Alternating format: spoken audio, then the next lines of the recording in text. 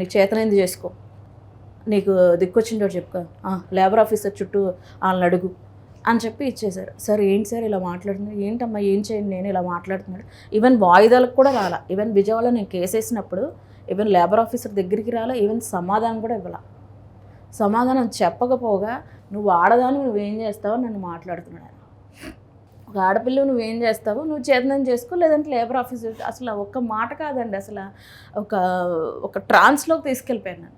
సరే అని చెప్పి అది అయిన తర్వాత, సార్ మా మదర్కి బాగాలేదండి, నేను హాస్పిటల్ ఫోటోలు కూడా పెట్టానండి. అమ్మకు బాగాలేదని సర్జరీ అయ్యి మా మదరు ఇదిగోండి ఆక్సిజన్ మీద ఉన్నారు. సార్ ప్లీజ్ సార్, నేను చాలా సఫర్ అవుతున్నాను, నా మదర్కి హాస్పిటల్ ఇదైంది, ఈవెన్ సర్జరీకి కూడా డబ్బులు అయింది. అప్పటి నుంచి నాకు ఇది చేస్తూనే ఉన్నాడు, నేను ఇప్పుడు వేస్తాను అప్పుడు వేస్తాను.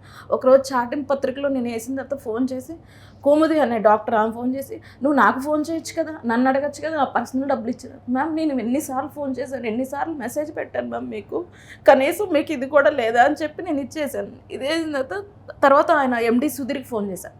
సుధీర్కి ఫోన్ చేస్తే, నువ్వు నన్ను బ్లాక్మెయిల్ చేస్తున్నావా, నేను బ్లాక్మెయిల్ చేసి నువ్వు డబ్బులు తీసుకోవాలనుకుంటున్నావా, మీ పాన్ కార్డ్ పెట్టు, నీ ఆధార్ కార్డ్ పెట్టని. చాలా సార్, ఏ కంపెనీలో చేసినా ఈ పాన్ కార్డ్ ఆధార్ కార్డ్ ఎవ్వరు అడగరు కదా సార్, నాకు సెటిల్ చేయడానికి ఎందుకు సార్ నన్ను ఇంత ఇచ్చేస్తున్నారు, నా మదర్కి బాగోక నేను ఫైనాన్షియల్గా చాలా స్ట్రగుల్ అవుతున్నాను, ఫ్యామిలీ వైజ్గా. కానీ నేను ఆ కంపెనీలో చేశానని చెప్పి నాకు జాబ్ కూడా ఎక్కడ ఇవ్వలేదండి, జాబ్ కూడా నాకు ఇవ్వలేదు అసలు.